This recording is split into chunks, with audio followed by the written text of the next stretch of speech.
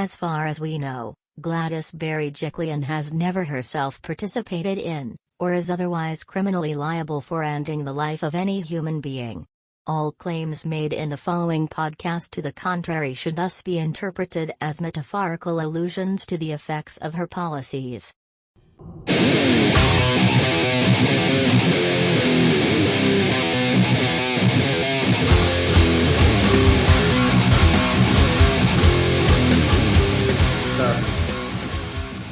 It's been time, so we used to say 20 years ago in England. We're both in mourning too.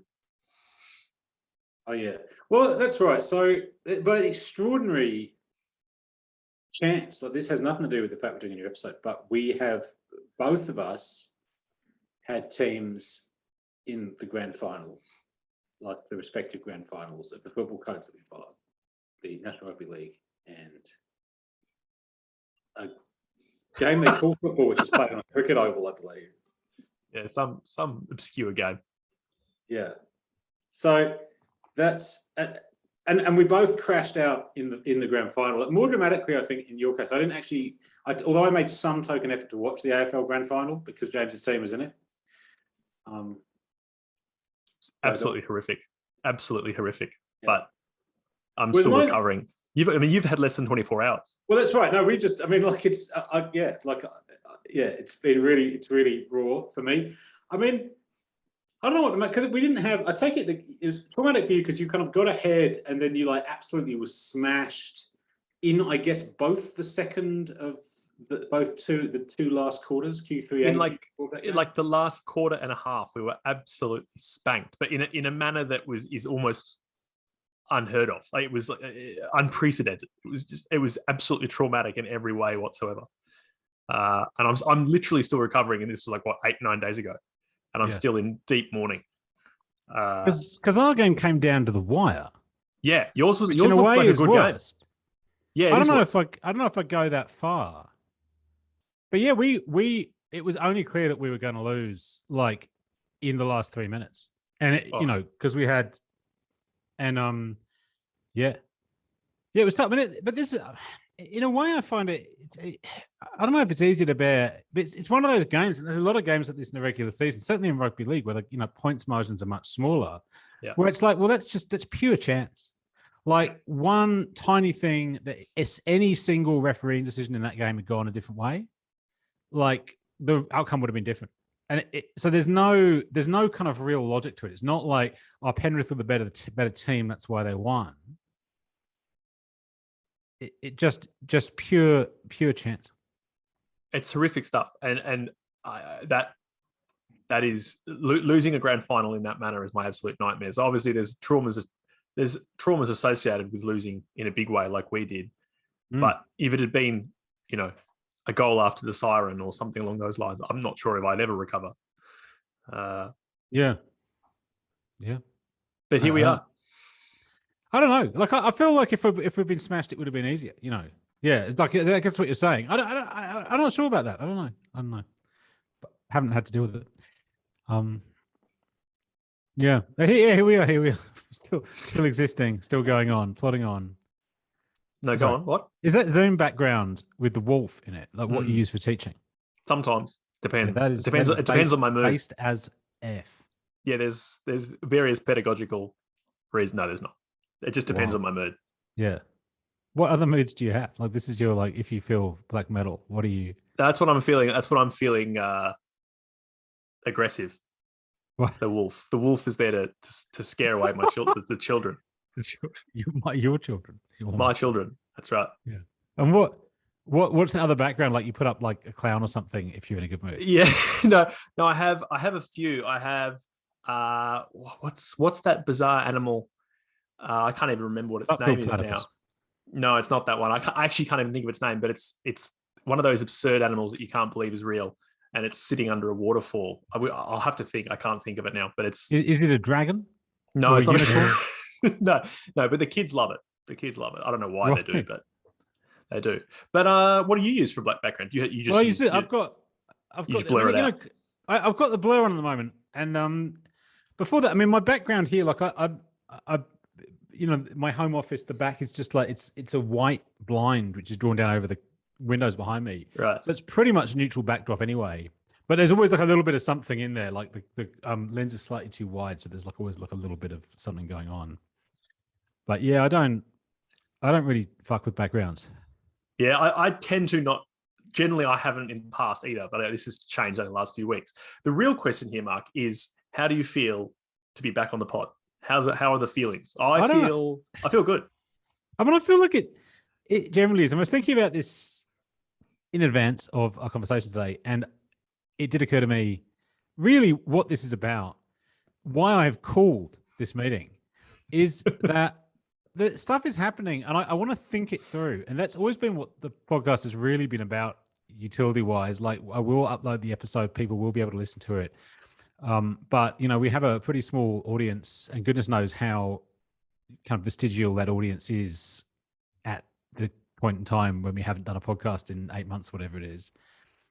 So the point of having the podcast is to be able to have a conversation with you in a slightly structured way and try and work out what the fuck is going on. Let's do it. I can't wait. Because what's prompted this? Was it the resignation of Gladys Berejiklian that prompted this? I think it probably was. I think so. It was, yeah. It's the fact that we've both been following, despite the fact that I don't live in New South Wales and I essentially have no vested interest whatsoever. But obviously, having followed the Friendly Geordies law for the last 2 years, I'm as invested as anyone. And that was the catalyst, clearly.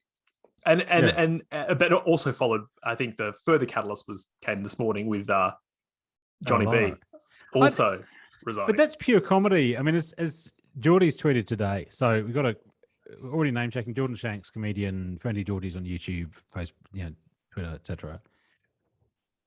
He tweeted today, like, this is a bad day for comedians. And I think actually all he meant by that was, Barilaro was such a lol cow, like, it's a pity we don't have him anymore. But I mean, I took it in a slightly different way initially, which is not how I think he meant it, but that, you can't, it's like the Trump thing with, like, you can't satirize Trump. Like, they constantly tried to satirize Trump, but, like, reality was funnier. Trump is funnier than the satires of Trump. Yeah. And I don't know if that's true of Barilaro, but like what's happened, Barilaro's resignation is not like funny. It is, but it's not. There's no joke to make about it. No, the thing that keeps bothering me since you said it a couple of days ago is that what's really going to happen here, probably, and I think you're right, is this is really going to be the point at which Australians turn on the idea of a independent corruption commission. This is really what it's going to be. It's going to be the girl boss narrative is going to win, and this is going to spell the end for any kind of federal ICAC. Yeah, well, not that there was really. I mean, the idea of federal ICAC being a going concern has always been fairly remote. And actually, I take it because maybe I'm going a bit of a limb here, but I take it because of the effectiveness of New South Wales ICAC. Like, I mean, Geordie's was saying this in his video about Gladys's resignation. The ICAC was put in place, by one side of politics and I hope it would prosecute the other, but it's been quite effective at prosecuting both sides of politics. And that's a problem. And once it became clear that that's what an ICAC means, you'll never get politicians putting it up, because neither side of politics actually wants a genuinely independent commission against corruption to be ongoing. I mean, the New South Wales one, like, I don't know if they can. I mean, actually, what I said was nothing to do with the national one. It was like, I think this is going to lead to them getting rid of the New South Wales ICAC. ICAC, for international listeners, is the Independent Commission Against Corruption, which exists in New South Wales. They have one in Victoria, James. It's called something else, isn't it? But they've got one. They do have one. I don't even know what I don't even know what the acronym is. I feel like it isn't as prominent. It has a different name, and it's all based on. They had one in Hong Kong first. It's a Hong Kong model. I have no idea why or what the Hong Kong one does, but that's where the idea originally came from. And it's very effective very effective is going too far, but it's like somewhat effective at punishing the most corrupt politicians, most venial politicians after they've left office in New South Wales on a kind of rolling basis. But after they've left office, the axe hasn't fallen on people while they've been in office. Who exposed the former Labor leader of the New South Wales of the New South Wales government, so the opposition leader who resigned for accepting a bottle of wine? No, that was our state premier, the Liberal Premier Barry O'Farrell. Was it? Okay, I so believe so. I thought it was a Labor opposition leader. My mistake. No. It was the Premier. That's how Gladys got in. Oh, of course, that's right. Yeah, it's hilarious. It's hilarious in retrospect because what he'd done, which was to accept a bottle of quite expensive wine. Yep. Without declaring it or whatever, and then fell on his sword. Compared to what Gladys has That's now right. openly done, it was nothing. I'm pretty sure. Maybe he was only leader of. Yeah, okay. No, he was premier. He was premier, in fact, for over 3 years prior to that. Although he was succeeded by Baird, I'm apologise. There was another banker in the office for almost 3 years. Baird, of course.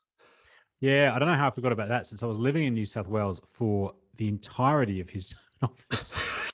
So look, here's a question, if I can ask this to you, because this to me looks, I can't explain this, and anyone who's followed Fairfax, whether the Sydney Morning Herald or The Age over the last week, would have noticed this. How is it that Gladys can be as popular as she is, given she's done what she's alleged to have done? That is to say, how could it be that even after she has resigned for, in the wake of allegations of corruption, and not just accepting a bottle of wine, severe, potentially criminal behaviour, how could she still have opinion pieces in one of the major mastheads of Sydney defending her? I mean, the cynic in me says, well, of course she could. Why are you surprised, James? But this is a genuine question. How has it got to the point where a significant portion of the media class, but also presumably the population, just has no worries about this? Yeah, I don't know. It's an interesting question because you're raising this question about the population. Actually, I don't know where the polling is currently about Gladys, but I was kind of just going to Google it then. Look, this is my analysis going back for a while. I think I may even have aired it on the pod before with Gladys. Gladys has had this incredible kind of Teflon character because obviously she appeals to the right because she's a right-wing, she's Liberal Party bourgeois, candidate. So obviously that means that the media outlets which are, unashamedly right-wing, the Murdoch media basically, which is the main newspaper in Sydney, the Daily Telegraph, is, controlled by Murdoch. So obviously that's pro-Gladys and runs a pro-Gladys line pretty consistently. I mean, obviously the occasional kind of weak criticism for one thing or another, but now the real question is the Sydney Morning Herald, which James, you've just brought up. So Sydney Morning Herald is the historic broadsheet. Obviously nothing really is published in broadsheet anymore, but the broadsheet, the newspaper of the educated, well-to-do in Sydney, the Sydney Morning Herald, owned by, it's part of a media conglomerate called Fairfax, which has for a couple of years now been owned by Channel 9, a television channel, which has meant that its political position is quite ambiguous. I mean, actually, which is in line with historically what Fairfax has been. Like prior to Channel 9 taking it over, Fairfax had a bit of a woke turn and had been increasingly a kind of lefty paper, I think. And that character's gone again, but it never used to be. It used to be a kind of fairly centrist publication for most of its history. And it's been around for a long, long time. I mean, it's well over 100 years. So, but they're very pro-Gladys. But anyway, look, the point here is that enough of the left-wing of what passes for left-wing opinion is carried by the fact that Gladys Berejiklian is female identifying. Her being a woman is enough to carry much of the left. And between the two things, between the fact she's the right's choice plus a woman, is enough to produce pretty much media hegemony for her. The fact that she's some I guess the child of immigrants, depending how you define it, certainly on the conventional way of defining these things in Australia, kind of an ethnic minority person, also clearly counts in her favour in that constituency. So yeah, that means she's had it pretty much sewn up. There's another factor to be mentioned here, which is COVID incumbency, which is politically huge. And the bottom line seems to be with COVID that everyone who's an incumbent is basically like a war premier. It doesn't matter what their politics is. It doesn't matter what they've done about COVID. People are really sticking to the existing leaders. during COVID. And we've seen this when we've had elections in Australia, like the incumbents just romp home, and it kind of just doesn't matter. And interestingly, it doesn't matter then really what the media do. I mean, so you had, did you have an election down there? I don't think you did. When? Recently. Since the state COVID. election? Yeah, no. But I mean, they have one in SA, I think, and Western Australia is the clear example here. But you also have one in Queensland. Queensland and Western Australia are both really like incredible examples. They both had Labor premiers in the state. They're both basically right-wing states who don't usually have Labor governments. They're both states where the Murdoch media control, or where Murdoch has way more of a monopoly on the media than he does in the states like Victoria and New South Wales that have some kind of independent press.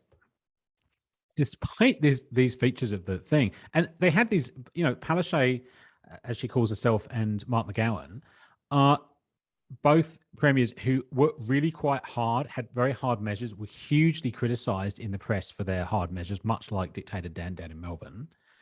But that didn't make a difference to them, like absolutely smashing it at the ballot box.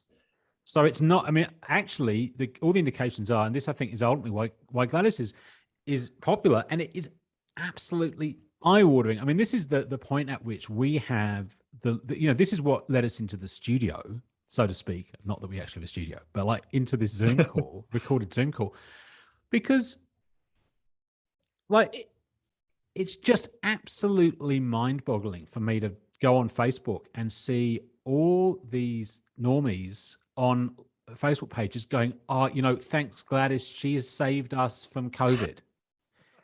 When it's not, it would be more true to say that Gladys has single-handedly and deliberately infected this entire country with COVID-19 to prove a political point.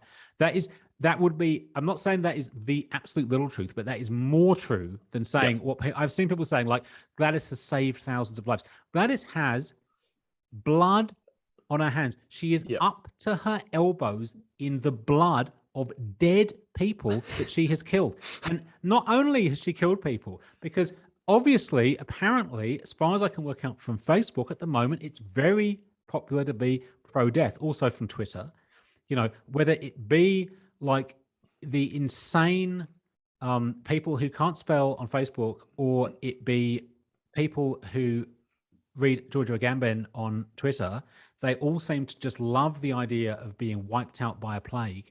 And, okay, fair enough. But the lockdowns, which all these people obviously hate, were also caused by this, would not have happened. But were not for Gladys. If Gladys, as I think I said to you, certainly was saying to anyone who would listen a couple of days ago, if Gladys had resigned when the corruption that she's been involved in was first revealed, whatever it was, like a year ago, we quite possibly would have been spared all this.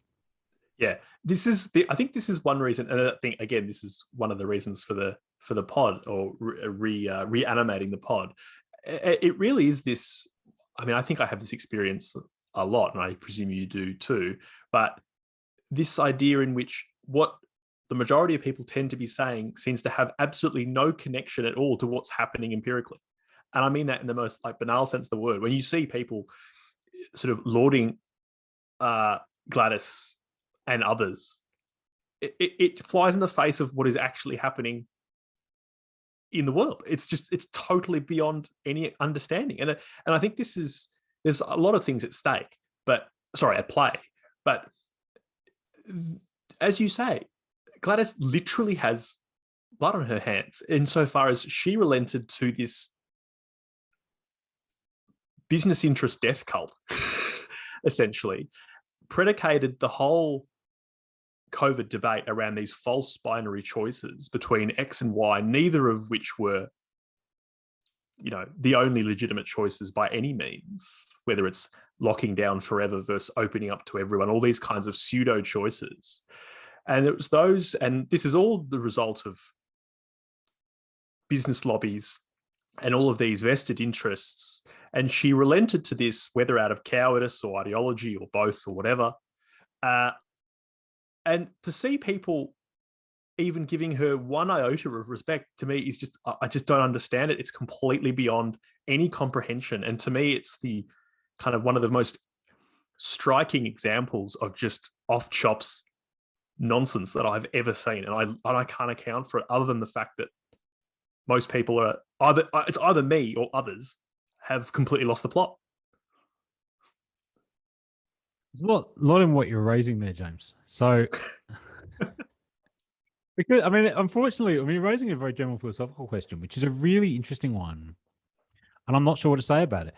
It's absolutely right that, like, what people are saying about Berejiklian, I guess at a basic level, there's a form of identification going on, and you see it. Well, this was how Berejiklian stayed in office. This whole kind of like inviting people to identify with her ridiculous love affair, which apparently a lot of women identify with. To be honest, I cannot identify with the Maguire thing, like, at all. Like my sexual sins are extremely bad, varied. I do not think that overlooking the criminality of somebody because I was in love with them is something that is in any way. I think probably I'm just too super egotic. Like, that's not. But also, it's not for me to say what the goals of feminism are, but what an own goal. These kind of Fairfax tier takes, feminist takes, which suggest that this is some kind of feminist story or some kind of narrative coming out of these feminist ideas. The idea that she was unlucky in love, or couldn't choose the one she fell in love with. And these are literally expressions you see written in the newspaper. You can't choose who you fall in love with, and you just think, what has this got to do with public office? What the fuck is going on? Well, that's the Geordies. Which is fair. Like, obviously, this is nothing. It has nothing to do with public office. It's like, it's ridiculous, but it's also just complete nonsense. The basic premise should not be granted. It is not true that you do not engage volitionally in falling in love. But the idea that falling in love, right. but it's this whole, but this is where we're at now. Where is volition? Like, in our imagination? No, but when we imagine a human being now, I do not believe that. And look, to be honest, like, I'm not the biggest fan of volition. Like, I'm not a voluntarist. Like, I think our ability to choose anything is ultimately, I think it's pretty illusory. Like, I believe that free will is a mysterious phenomenon that exists in some sense, but I don't, I'm not like a metaphysical libertarian or something. However, there is no concept of the will anymore. Because how we are imagined to be now is, look, I'm going to help myself to a lot of my own, like, partially unpublished ruminations on this subject, but we imagine human beings to be essentially perfect and complete entities whose problems are entirely not of their own doing, and consequently, whatever problem somebody has, it's always externalized. So if you, and the really key case in my mind is if mental illness, like if you are neurodivergent, as they now call it, it's because something is wrong with your brain, and can be corrected with chemicals or whatever, and that will see you become your normal self as you should be. Yeah. But this understanding of Berejiklian's position effectively pathologizes love. Like, it means love is a kind of horrendous accident which befalls you, which you have no control over, much like being depressed is now, right? So there's no, which, as far as I'm concerned, like, okay, volition is what what I think about volition is complicated and ultimately, I think, inexpressible. But like, it's all voluntary to some extent. How you interact with the world is within whatever your will is, the capacity of your will to shape. But I honestly think people's self-conception of conception of themselves, conception of other people around them, will only allow that to be the case when they want to condemn someone. If you have any form of identification with someone, you don't allow that that's true of yourself. You say, I am someone who everything happens to me, I have no choice in it. And if you identify with someone, you go, oh, everything that happens to them is not their fault. Of course, if it's a matter of sending someone you don't like to prison, then you will blame them for things which are like clearly outside of their control. Look at the way they talk about Trump, a man who is clearly a psychopath. But like, that's clearly not, how is that his fault that he's a psychopath? Clearly isn't. It's ableist to condemn Trump, because the guy is the guy has a genuine condition. He's a pathological narcissist, but people say he's a pathological narcissist in a way that suggests it's a moral failing to be a pathological narcissist, which I kind of agree it is, but that only makes sense if you say it's voluntary. I think that's gets to the heart of it. I guess the question is then, what does this mean for politics if we accept, and I mean that just on a more day-to-day level, dealing with politicians, as it were. What do we make of this if this is going to be a common refrain now? The idea that, look, here are these things that are outside of my control, things like love being one of them, and presumably falling in love with a corrupt person, and then presumably having dealings with that corrupt person. What does that mean for how we talk about and also judge political agents? Because to me, it seems like we just, what we end up doing is just naturalizing the kind of various present conditions that we find ourselves in, which of course is already the case, but it seems like an even further naturalization, because it almost seems to me that the indifference that people show towards this level of corruption, and perhaps I'm being romantic here, but it strikes me that if the level of Gladys's corruption had been exposed 20, 30 years ago, there would have been far more of an outcry. It strikes me that the indifference that this level of corruption is met with is a sign of the kind of absolutely most kind of horrible implications associated with like the naturalization of like current conditions, and the fact, and this idea that they can't be changed. So the idea is that, politicians are just in and of themselves greedy and morally corrupt people, which was always kind of accepted in some sense, but now seems to have been kind of pathologized to the point of a kind of purely natural state. Yeah. I mean, what does that mean? There's a serious question which has been raised by at least one person I retweeted about this. I forget who now. It's a little bit unclear. Maybe it's Brian, in fact. Apologies to Brian if I falsely attributed this view to you. But yeah, like, what is the status of the concept of corruption in neoliberalism? Yeah, that's right. Like, because it, to be honest, it doesn't really make sense as a concept anymore.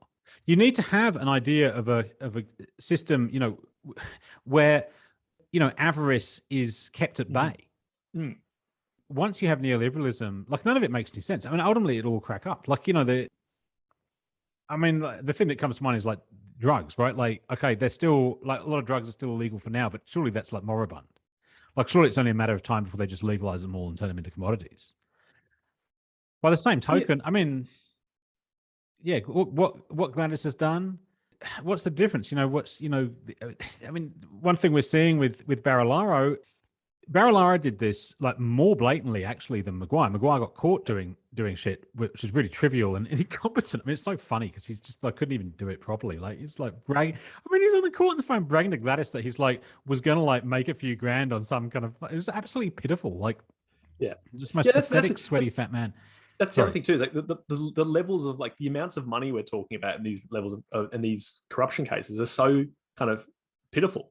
It's just a joke. Well, but the whole thing's a joke. I mean, that's another point we should probably broach. Which is state politics in Australia is itself absolutely farcical, but because of it's absolute Mickey Mouse stuff. I mean, even the federal parliament in Australia, as correctly satirized in The Simpsons, is a joke. Like, politics in Australia is a joke. It's a ludicrous backwater of a country, and it's somewhere where if you want to make serious money, you're not going to go into politics. If you want, I mean, like,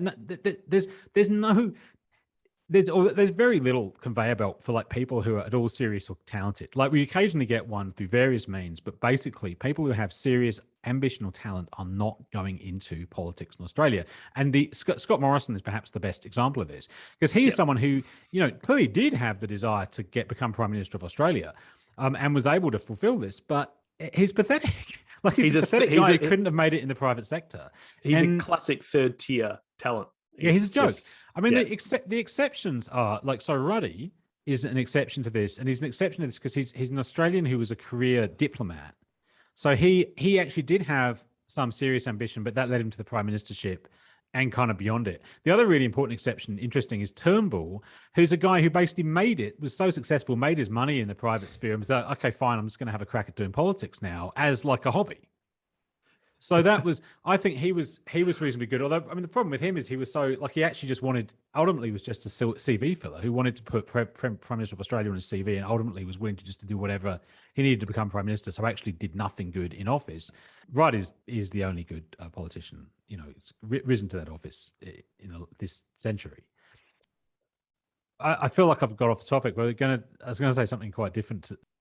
No, I mean, I take it this was going, assuming it was Brian's point, and I think it was Brian, that corruption as a concept is incoherent if we're operating in a corrupt system, which it seems that at this point, of, and I don't like to use this overused word, but it is appropriate, neoliberalism, this, late era neoliberalism where everyone don't apologize for using the phrase neoliberalism. Like I am as irritated, like all these people who profess to be irritated by the word neoliberalism because they have IQs of 111 and cannot work out what the phrase means. Like, don't apologize. It's a rigorous and coherent concept. All right, I retract my my apology. It does seem that at this point in where we find ourselves in neoliberal politics and indeed neoliberal society, that the term corruption the concept corruption is just incoherent. And so, of course, the only rational response to that as a citizen is to shrug your shoulders, or to do what I do, which is just to spend your whole life perpetually enraged, which is probably worse, to be honest. But I take this to be Brian's point. Yeah, I don't know if it's Brian. I mean, obviously, at this point, I want to invoke, the immortal and very rarely heard words of Michel Foucault, which are, there is a single moral imperative, which is never to do politics. Je ne proposerai donc en tout ceci qu'un seul impératif, mais celui-là sera catégorique et inconditionnel, ne faire jamais de politique. You're the Foucault man. What do you take this to mean?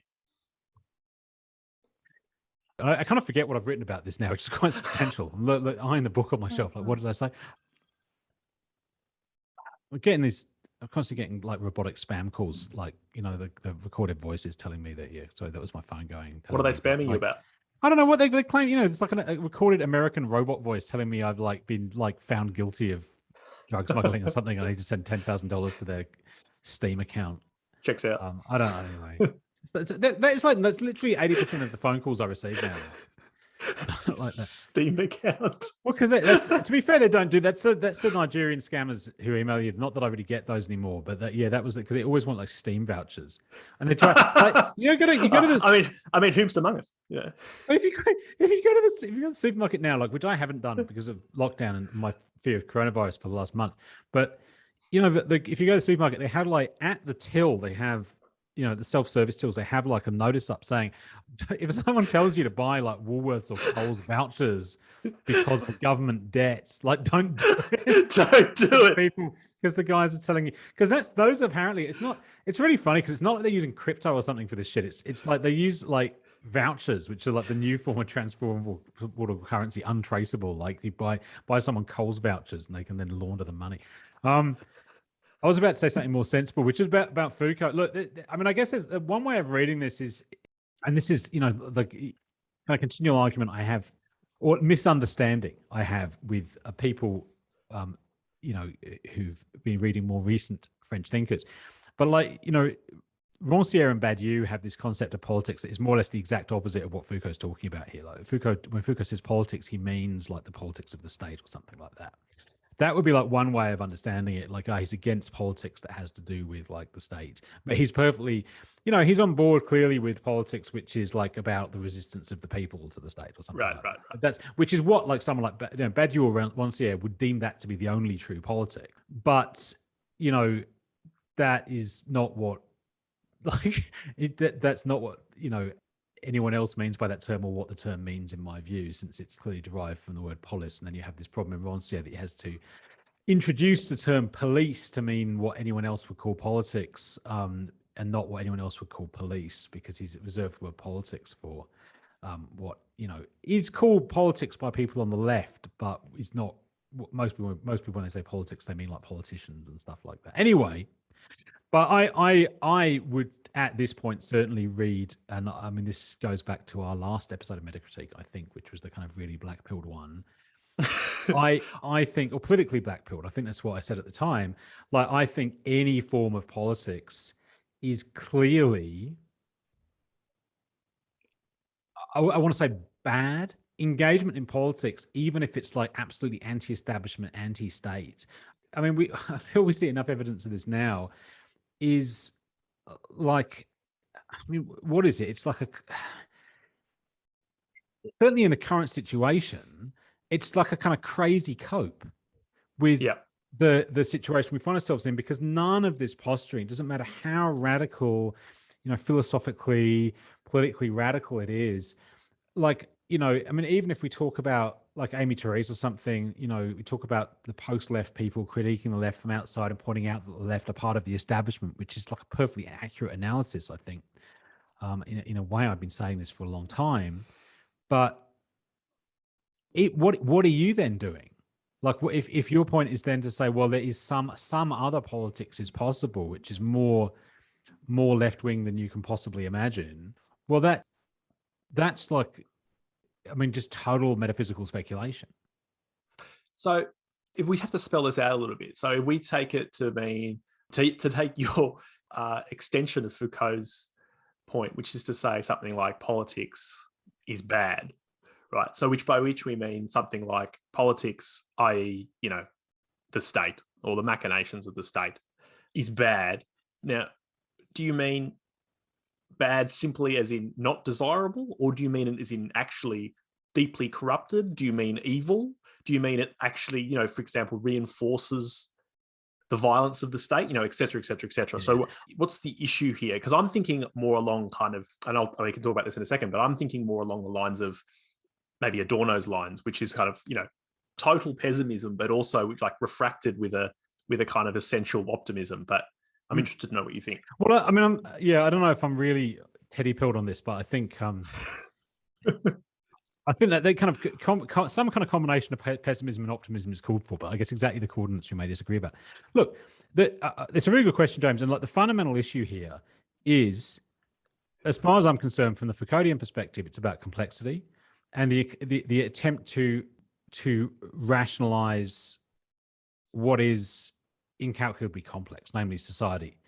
So any form of politics, including the cringe radical left version of politics, which claims to be against politics or claims to be the only real politics, as far as I'm concerned, is mired in an attempt to engage in a form of Machiavellian thinking, ultimately. I mean, that's really what it goes back to, right? They think you can somehow cognize the coordinates of society and engage in targeted interventions. And that's what the state does, but it's also what basically the left is doing. I mean, I guess the exception, which would be, Foucault's exception, things he was willing to get involved with, which may indeed be also, what a hardcore Badiouian might consider politics as well, is a kind of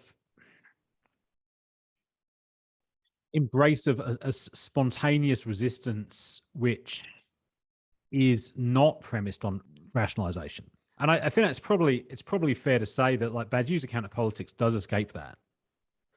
But yeah, Badiou's account of politics is not about like going, oh look, this is the strategic procedure we need to put in place, which most communist politics doesn't. Like clearly most communist politics like is completely premised on having a Marxist analysis of society, which much though I may be sympathetic to it, I do not believe is inerrant. And secondly, believing that we can have then interventions in the political field which claim to have certain outcomes. And this, I mean, this is really key to me in terms of saying like, we can't engage in politics, because if I say, let's go out to the protest, right? The standard narrative is like somehow the protest is a form of praxis which will help us get towards X goal. Now, I think that's false. Like it's straightforwardly false. And it's bad in the sense that I, developed not because it violates any kind of normative position I have. It's bad at the level of reasoning because it goes like, oh yes, if we go to enough refugee protests, eventually the government will change the refugee policy. There's literally no reason to believe that. There's no reason to believe that that it has any form of regular. Sorry, my daughter's crying. I'm just going to go for a minute. I'm going to put you on pause. You can think sure. No worries. A few moments later. I got Freya with me now, but she's on instructions not to be be quiet. Let's see how that goes. So what do you want to take it from there? I feel like I was still kind of... Yeah, no, I was just culminating thinking, on like, I think it comes back to that question is, I think, look, on the one hand, I think I sort of agree and disagree with you. Like, on the one hand, I agree with you that there's this idea that, you know, if you go to X amount of marches or protests, that you will see material change. I mean, that clearly is empirically wrong, at least in the current conditions. But I guess there'd be two things to say here. One is that it's not necessarily always the case, although that would obviously entail some pretty significant changes to the manner of protesting and manner of political movement. Also, the other point is, I mean, maybe, is it the case that people who do attend, you know, someone I've attended, you know, many protests in my time, not as many as many of my friends, but is it the case that they actually do think that this is going to lead to material changes, or do they see it more as a symbolic thing, which is to say the need to associate yourself or the need to express solidarity with a particular position, which, you know, may or may not lead to material change, but is vital to express. So to take the asylum seeker thing, you know, it's better to have people expressing their fury at asylum seeker policy rather than none at all, just regardless of the fact that we cannot see any material changes to policy, at least in the short term. I mean, I'm genuinely, this is what I don't know, is that I actually don't know what people, my assumption is that people are aware of this distinction and the kind of the difficulty, but it could be true that what you're saying, which is that people genuinely do think that what they're going to do over the next year or two is going to see substantial change, political change. So there's a lot to say there. I mean, one thing that really comes out in what you're saying is, I think that people's motivations for engaging in, you know, political activity are really complex. So there's a lot of stuff going on, and it's never about the rationality. Is that, I mean, you know, reason is the slave of the passion. So like the reason people go out and protest is never a pure rationality. Like it has to serve something else.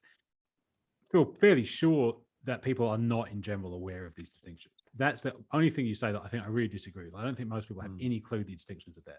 I think most people, you know, just simultaneously, they act out of emotion, but they believe somehow in something like the magic relationship between their emotion and reality, that if they express their emotion, it will actually produce what they want to see. I mean, this is, you know, be the change you want to see in the world kind of logic. Like, if I act according to my own authentic emotions, that will set things to right, because that's how we understand ourselves. Again, it's kind of how people understand themselves today. They understand themselves to be, you know, perfect little monads, and, you know, if they don't like something, that must be inherent as a form of political opinion.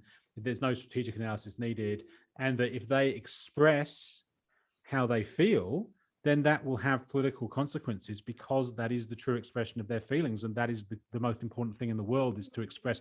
Yeah, people trust that as long as they show their true feelings, that will be, you know, politically effective. And so ultimately, the whole thing's narcissistic. Like, ultimately, it's what passes for politics from all sides is effectively now in our society, in our narcissistic society, a form of narcissism. Now, you know, there's certainly an argument that says under certain conditions, or, you know, nonetheless, we should spontaneously, you know, pursue the truth of the political event.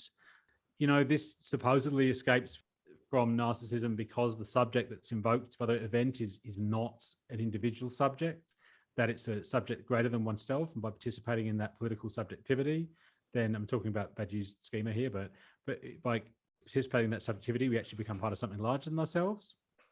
And, you know, that's good as long as the cause is that. Yeah. I don't believe, for example, I mean, and to be honest, like, you know, the cause itself isn't determinant, right? So, you know, perhaps some people who are involved in refugee advocacy have that kind of somehow universal communist perspective that lifts them above themselves and gives them solidarity with their fellow man. But it's also equally clear, I think, that lots of people involved in that kind of thing are in some form of narcissistic circuit. It's also true that from the point of view of a refugee, it doesn't matter like what the motivations of people involved are. It matters, like, you know, what helps them, which incidentally, I don't think is really in the frame of anyone, you know, because the kind of pure, that calculation is literally impossible to make. Like the idea, this kind of like, this is what will help refugees. Well, people will tell you, you know, okay, we need to do something. Well, that's, I mean, as far as I'm concerned, I mean, here I'm a political nihilist. I literally don't believe that it's clear that doing something is more useful than doing nothing from a political point of view, because the effects are so complex. It's entirely possible that by doing something, you will create, you will be the boogeyman that the right needs to, demonize refugees. You go look at all these like smelly protesters who are on their side. You literally can't win playing that game.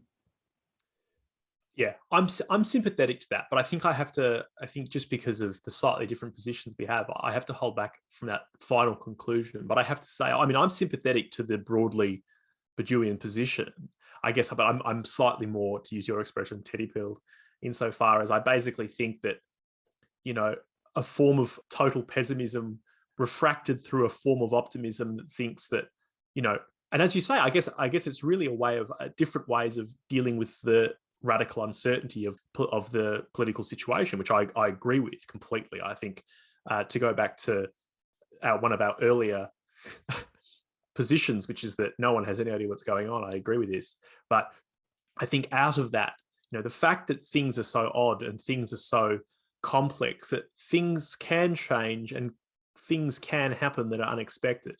And I think that by approaching the world with a kind of, I guess I want to call it optimistic gloominess, that there are avenues for sort of qualitatively new forms of solidarity to emerge. Whether it would ever happen is another matter entirely, but I do think that one should proceed as if they might. That's probably how I in some ways, I think we're basically looking at the same problem and with a slightly different solution. But that's my position, that I think that there can be a form of optimism that emerges from the sort of wasteland of today, insofar as that things could be otherwise. Now, I suspect you might take that as slightly cringe, but nonetheless, it's my position. I mean, I kind of agree. This goes back to this thing about pessimism versus optimism. And firstly, I should say, like you, I'm basically very sympathetic to Badiou. Like, I think it's very clear Badiou is the most important living philosopher. Everything I'm saying is defined against Badiou because I think Badiou takes it as far as you can go. But I have to have the break. So Badiou is like an absolutely privileged interlocutor here for me. In terms of the, optimism versus pessimism, I mean, theoretically, like I'm in favor of profound optimism here.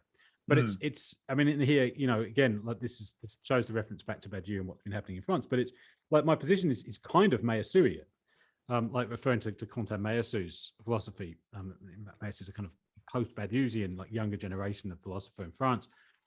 His mantra is that anything can happen at any time for any reason. Yeah. So I believe that's true, but of course that's a metaphysical claim, not a political claim. And I believe in it metaphysically. So, the hope for me is like far broader spectrum than just political. Like, it's not like, like at some point a new form of political solidarity can emerge. Yeah, sure, that's true. But like, it's also possible that, the entire nature of reality will be reconfigured. And that might sound completely ridiculous as a form of hope. I mean, the point for me is we should hope, but that doesn't lead to action. The action is, the idea of engaging in political action is not hopeful at all. Which, I mean, I think at this point, I'm fairly in agreement with Teddy. I don't think he wanted you to go to a protest either. No, I'm actually really struck by your use of the term, magical relationship between the protester and the perceived issue. I think that in some ways is precisely right, but I also think in some ways it's indicative of the broader situation, and I think it comes back to our original problem, which is how do people accept this state of affairs? The levels of corruption, the levels of just total indifference to the public good, and it does seem that in a world or a situation in which the levels of neoliberal corruption are indeed naturalized and considered unchangeable, that all that's left is a kind of magical incantation, which one does anyway. But it's really to us, and I mean, I don't think I agree that it's a form of narcissism, but it's certainly it's more to do with one's own emotions and one's own anxieties than actually changing the material conditions of the world or society. No, that's really good. But in fact, and what occurs to me to say there is that, I mean, I'm not necessarily against, the magic, but I feel it's the opposite. It's like if we're gonna if we're going to be magical, let's be magical. Like Yeah. if we're going to hope to change it through an incantation, let's engage in incantations.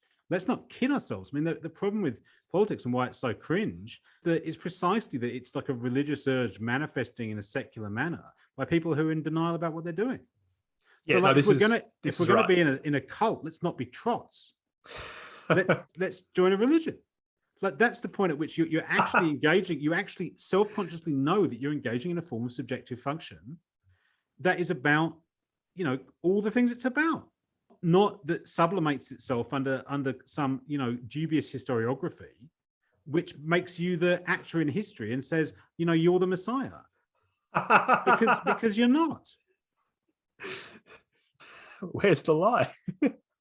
I mean, I guess part of me wants to say there are other forms of magic ritual other than the religious, but I absolutely take your point.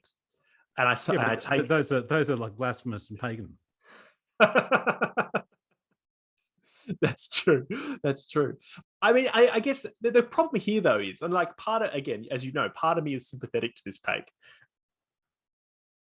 Does this position just therefore imply a total renouncement of the physical, though, insofar as, you know, that is to say, of the physical world? You know, if we just turn our attention to God and the infinite, as it were, I mean, does that have any? Is the implication here that we just ignore the political as a part of a, you know, vulgar and unimportant material concern, or is the idea that when we turn to the religious, that we are able to transform the world, the material world, in a manner that is better? Well, I don't think it's any of those. I mean, it certainly doesn't imply ignoring anything physical or the material. There's no. I don't see how you would get that. I mean, it's your Platonism showing through, I suspect there. Like, I guess my question. Okay, let me rephrase the question. How is the religious turn? How does it therefore impact the political? Well, it's not designed to be impactful. I mean, the point is, like, it doesn't make the political go away. It doesn't mean the political is not important. It just means that the political is relegated to the trivial function it actually has. Right. Like, I mean, I guess not always trivial, but you know, relatively unimportant. Like, religion needs to regain its supervenience over the political, and the politicals only managed to come to the fore in this way in people's imagination because religion's disappeared. So you take it that politics has filled the void left by religion. Is that your certainly among, not for most people, yeah, but for people we're more familiar with, people like us who've become obsessed with politics? Yeah, absolutely. So for, you know, if it doesn't matter whether you're, you know, a cringe libtard or you're a leftist or you're, you know, Bernie bro or you're a neo-Nazi, like any of these like ridiculous internet-based, you know, obsessional political positions are people who are looking for something. I mean, some of them claiming to be religious in the same breath, but, you know, they're trying to find the meaning of their life in, you know, attempting to find, I mean, look, this is the urge from the beginning. This is what Marxism represents. It's a sublimation. It's the opposite of what it thinks it is. Like, Marxism thinks that it has, or, you know, I mean, go back to this move comes through Feuerbach and, you know, the idea that, or Hegel, indeed, the idea, you know, there's this idea in left Hegelianism that, okay, we're going to turn the ideal into material. We won't be idealists, we'll be materialists. So, you know, the telos is all going to be framed in terms of materiality. We'll throw out all the religion and we'll go, no, religion, if it had a purpose, was a material purpose. We're just going to, you know, put it all in a material register. And that goes, well, all this religious nonsense that we've had, you know, forever was all just misunderstanding what was really a material struggle.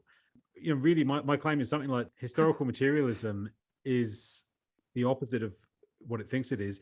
It's a sublimation of a religious urge into materialism. So, you know, what you get with Marx is Christianity, but instead of going like, you know, there will be, you know, whatever, the trumpet will sound and the dead will leap forth from their graves. It's like, no, we'll have this in reality. We'll do it all for real within historical time through, you know, the proletariat, which all sounds very nice, but actually, my problem with it is it helps itself to precisely the same level of like wishful thinking as religion, but while posing as like a scientific analysis, which I think it isn't.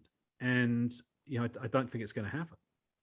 And if it is going to happen, it's going to happen via a miracle. And if you're going to believe in miracles, like, why not believe the whole thing? Like, why do you have to use your term, naturalize it? Yeah, that's pretty interesting. I don't really know what to say to that, other than I suspect it sounds broadly right, but I also know that all our Marxist friends are going to be mad. Yeah, I mean, this is. I don't know what. Like, I mean, I'm pretty much getting to the point where I think this is unbroadcastable. Like the entire prospective audience of this podcast in real life are like people who will vehemently disagree with it and grab their pitchforks. So I don't even know what the point would be in uploading it, but yeah. When discuss with back the utopian rhetoric, and you'll find your sickness at the core of septic carcass running out. Filled with disgust, we are the dead. Empty life, empty hands, guilty is as guilty fucking die.